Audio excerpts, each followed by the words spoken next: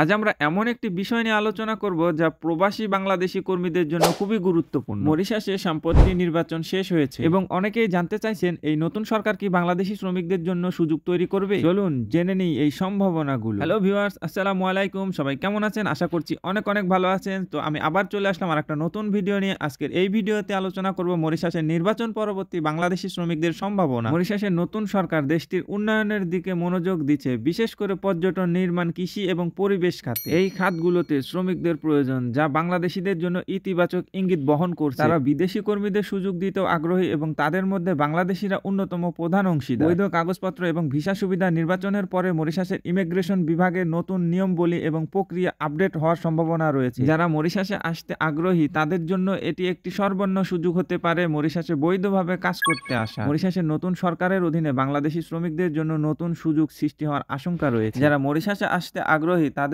উচিত এখনই ভিসা ও কাজের সুযোগ সম্পর্কে খোঁজ রাখা এবং প্রস্তুতি নেওয়া, যাতে সুযোগ আসা মাত্রই তারা দ্রুততম সময়ে মরিশাসে কর্মজীবন শুরু করতে পারে। এমনকি যারা এখন মরিশাসে আসতে পারবেন তাদের কপাল অনেক ভালো। বর্তমানে মরিশাসের বেসিক স্যালারি আগের থেকে ডবল করা হয়েছে, বছরে 2টা বোনাস পাবে, সাথে তো ওভারটাইম আছে। অল্প টাকায় মরিশাস আপনার কর্মসংস্থানের জন্য সুন্দর একটি দেশ হতে পারে। এরকম আরো অনেক সুন্দর সুন্দর সুযোগ সুবিধা রয়েছে যা কিনা আপনার কর্মজীবনকে সুন্দর ও অনেক আনন্দময় করে তুলবে। সাথে তো মরিশাসের প্রাকৃতিক সৌন্দর্য, অপরূপ দৃশ্য সবকিছু উপভোগ করতে পারবেন। আশা করি এই আলোচনাগুলো আপনাদের জন্য একটু হলেও উপকারে আসবে। আর হ্যাঁ, আপনারা যারা মরিশাসে গার্মেন্টসের কাজে আসবেন তারা অবশ্যই কনস্ট্রাকশনের টাইলস মিস্ত্রি অথবা রাজমিস্ত্রির কাজের অল্প কিছু ধারণা নিয়ে আসবেন, কারণ মরিশাসে কনস্ট্রাকশনের কাজের অনেক চাহিদা। ছুটির দিন আপনারা বাইরে কাজ করে এক্সট্রা টাকা ইনকাম করার সুযোগ পাবেন। শুভকামনা রইল মরিশাসে কাজ করতে ইচ্ছুক সকল বাংলাদেশি ভাই বোনদের জন্য।